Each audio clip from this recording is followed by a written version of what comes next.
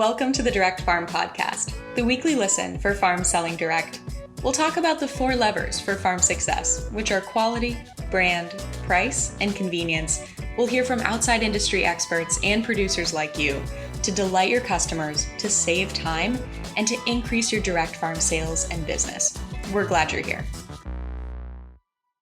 Welcome back, everyone. You are listening to the 7th episode of the Direct Farm Podcast. And if you've been listening along, you know that we've covered our 4 keynote speakers from the August 4th, 2020 Direct Farm Conference. Today, we're going to shift gears, but first we have a really exciting announcement. And that is that following that first conference, we got such good questions and feedback on brand and price and convenience that we are going to put on 3 more conferences and deep dive on each of those. So go to directfarmconference.com and you'll be able to see the Direct Farm series. Our first conference will be a deep dive on brand to get farms ready for the upcoming holiday season, to keep their brand awareness and loyalty really relevant and drive sales for their on-season during the off-season when you have a little bit more time to focus on your digital channels. So go over to directfarmconference.com. You'll be able to register and join us on November 10th for the first conference on brand. So with that in mind, to help us kick off the conversation around brand, today I had a conversation with Valerie Luhman, and I'll let her introduce herself. She and her husband, Jared, own Grass-Fed Cattle Co. in southeastern Minnesota. We farm in Minnesota in the southeastern corner near Goodhue, Minnesota, and we raise grass-fed beef, pastured chickens, and then we work with a couple other farmers as well. We farm with my husband Jared's dad, John, and love it out here. It's beautiful. It's a little bit chilly around this time of the year, but we absolutely love it. Just finished our last batch of chickens. Went to the butcher this morning, and so it's been a really fun summer and now kind of fall for us. We own the Grass-Fed Cattle Company, and we primarily serve our customers in the Twin Cities.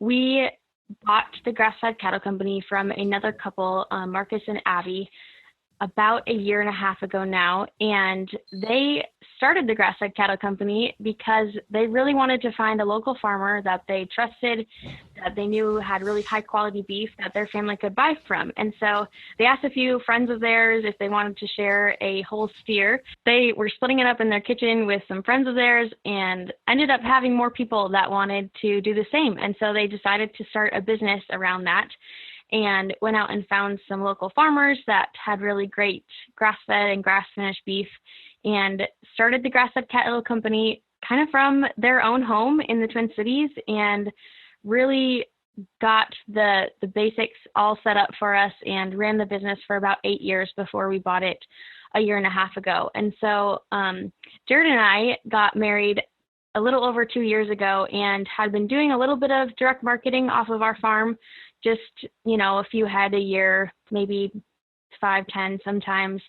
And it was something we always had really wanted to do. And him and his brother were just kind of looking at this website one day and saw the Grass-Fed Cattle Company for sale. And we fell in love with it. We loved their website, their branding. We became owners, and it's kind of been a wild ride since then. We've learned a lot, but are absolutely in love with just the group of customers we get to serve and all the great people that support our farm and get to enjoy the meat that we work hard to raise.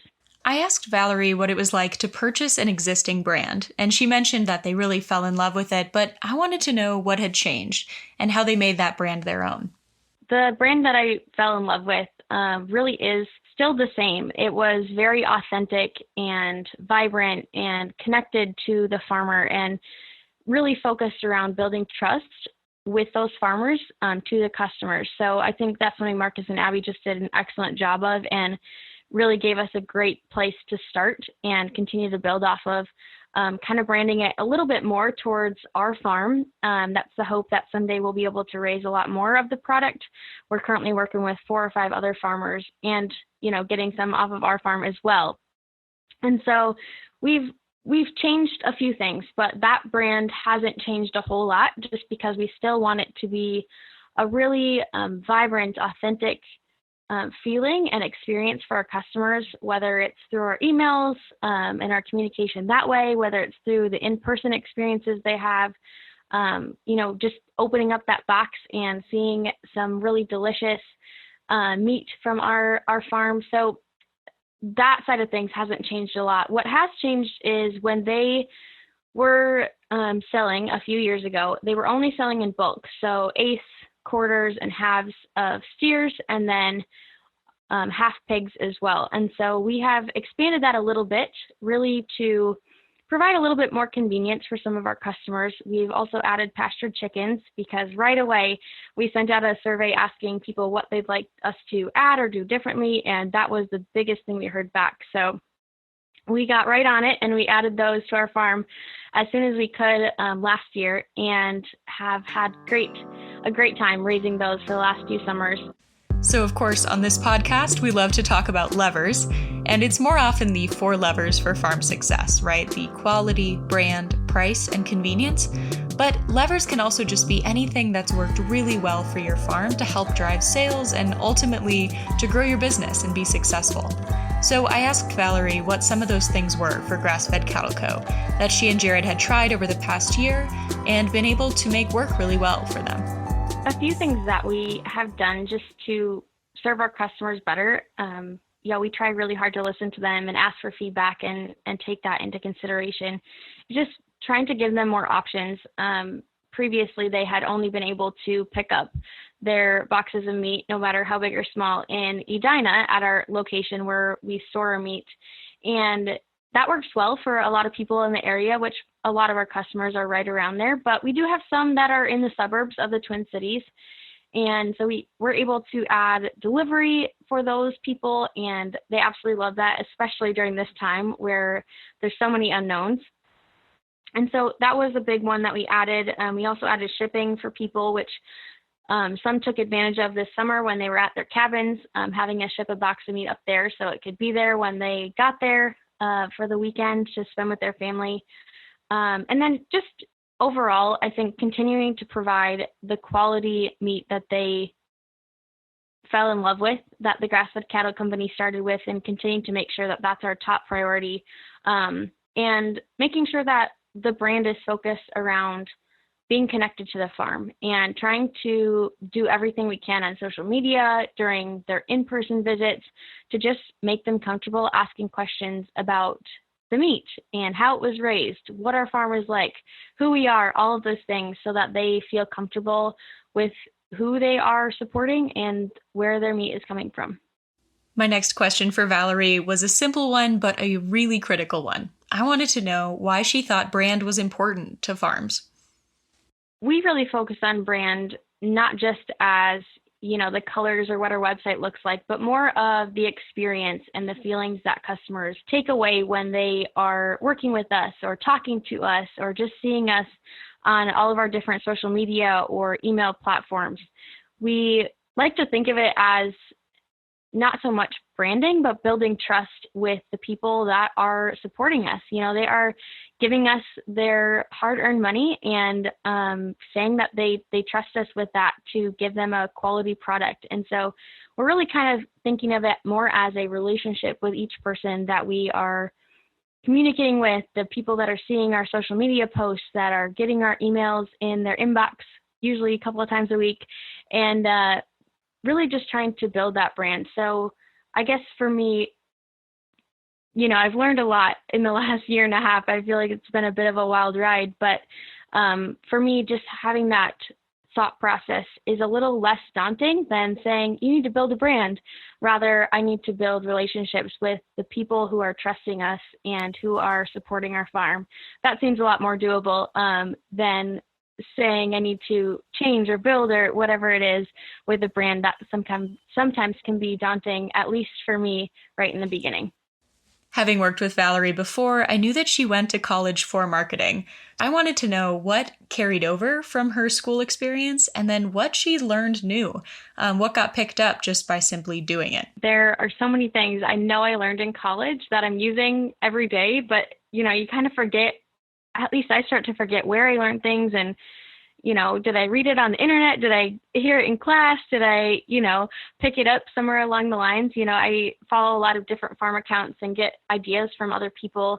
So it's hard to remember what exactly, but I know one of the skills was definitely photo editing, how to take a good picture just on my phone. We take a lot of the pictures that we use for our newsletters, social media on our own phones, so that we can save time and a little bit of money, and being able to edit those and make them look a little bit more like a professional photo was definitely a good skill. And then just some key messaging things that I know we learned in college, looking at different companies' websites, doing a little bit of case studies around which companies have been successful with their key messaging, what really sticks in customers' minds. That has always played into how I tried to brand the grass-fed cattle company and build that trust through our brand. So those are some skills I know I remember learning in college that I'm still using every day. But just the little things, even in our social media posts, in our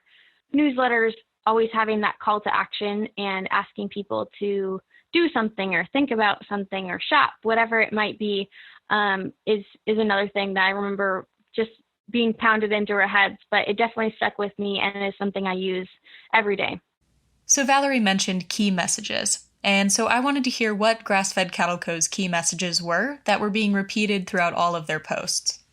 So our key messages, they're really a combination of what we believe and value the most on our farm and in our family. And so they really go back to kind of three main things: the environment and trying to do everything we can to take care of our land, to use regenerative practices that really heal the land that we believe we've been blessed to be given and to have the responsibility to care for.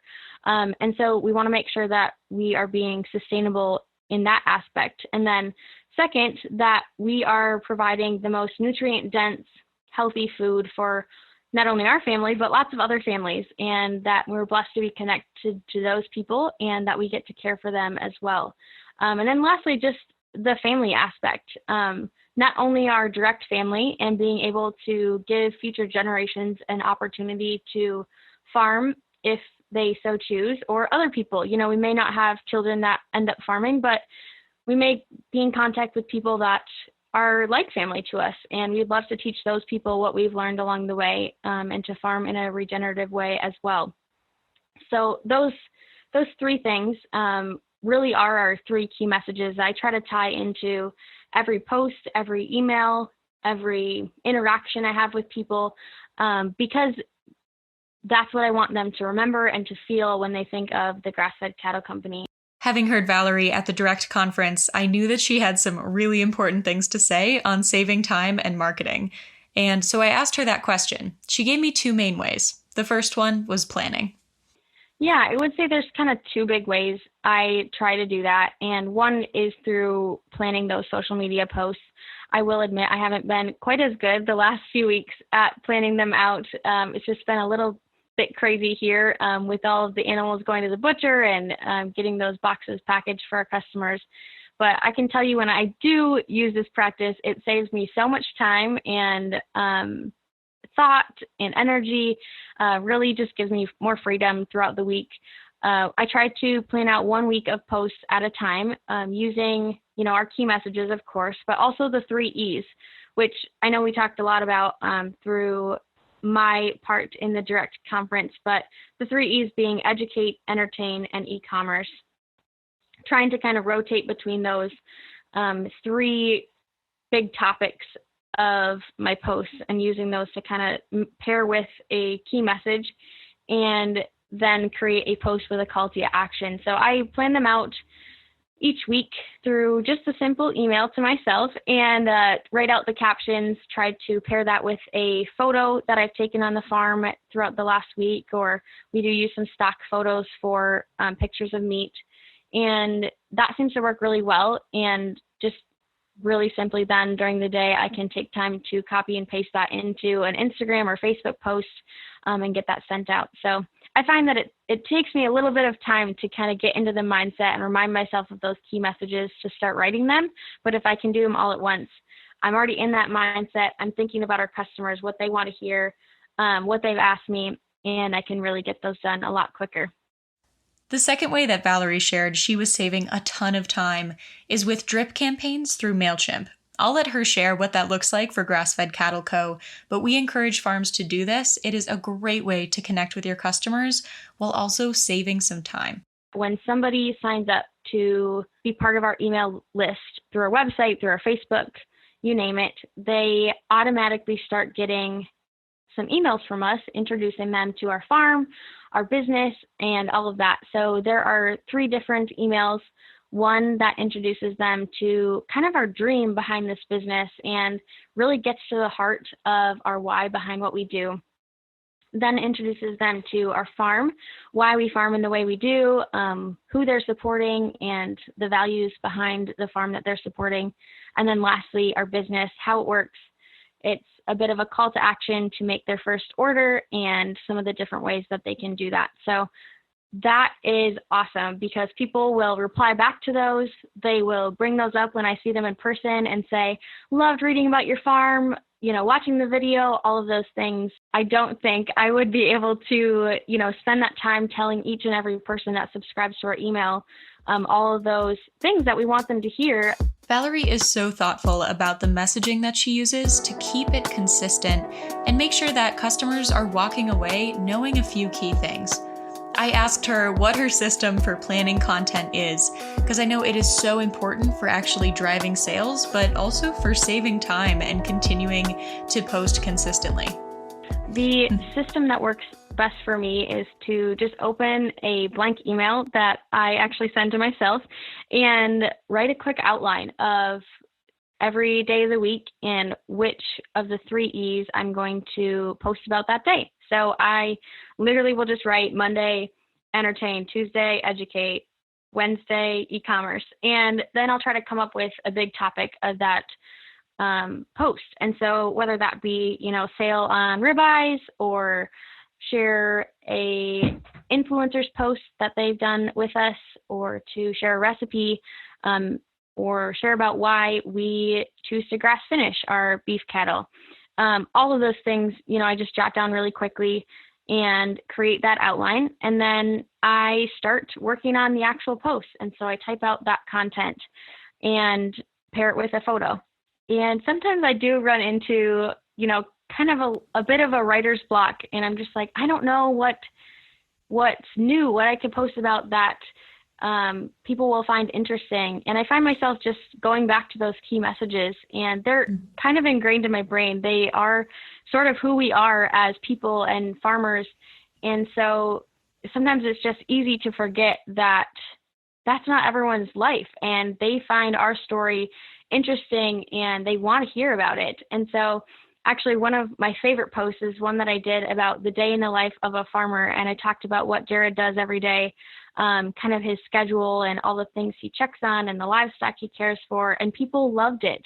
But, to us, it's just another kind of boring, typical day. And so just remembering when I do have that writer's block to go back to those key messages and even kind of create a grid of the 3 key messages along the top and those 3 E's along the side. And that gives me 9 post options that I can easily tie together, talking about, the health, the nutrition behind our grass-fed beef and what benefits that offers, and why you should click the link below to buy a ribeye steak.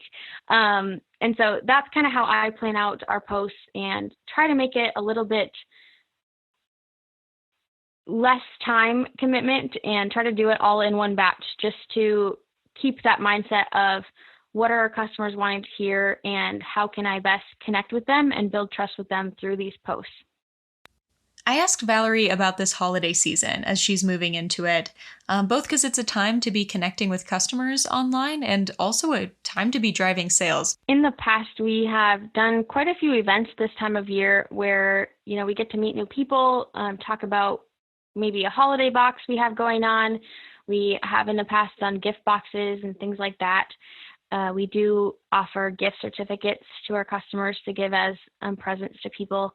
Unfortunately, I just don't know that we're going to have a lot of extra product for us to sell during this, Thanksgiving and Christmas season that's coming up, which is unfortunate, but I think we're going to try to take a little bit of a different spin. I'm going to try to do some kind of my second time trying subscription model. The first time, I think I just made it a little bit too detailed in what they get in every box, and that made it difficult on the inventory side of things for managing it. So taking some advice that I heard through the direct conference, I'm going to try to leave it a little bit more wide open. And so that may be a promotion we do during the holiday season.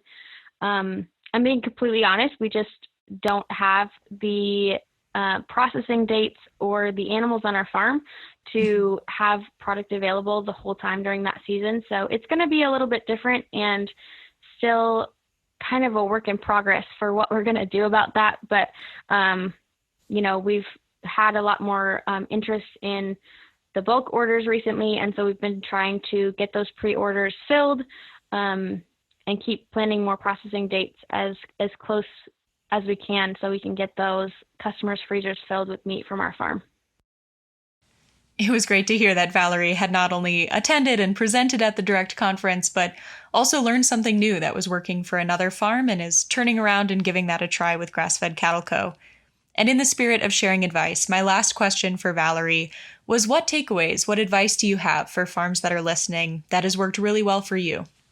Yeah, well, I by no means feel like an expert. I am learning every day and have lots to learn from other farmers. So appreciate the people that have taken time to answer my questions along the way. But something I have learned in the last year and a half or 2 years of having this business is just to take those opportunities to learn, to find podcasts. I just discovered a new pastured poultry podcast that I'm 10 episodes into already, and it's only been like a week since I found it. But just to take those opportunities to learn from other farmers, send them an Instagram message and ask them about a post they made or about anything you have questions about. Most every farmer I have come in contact with is just so happy to help others. And another great piece of advice along those same lines that Dr. Williams said at one of the trainings I was at is to make sure that you are responding to people that have feedback, whether it's positive or negative. And it's really tempting to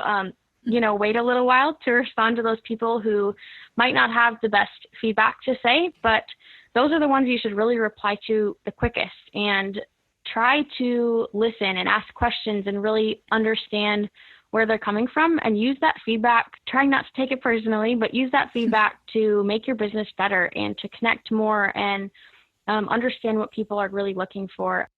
Well, I hope you enjoyed listening to that conversation with Valerie as much as I enjoyed having it. She has some awesome insights on how to be thoughtful and really effective in messaging to your consumers and really driving sales, building that brand loyalty by building relationships online.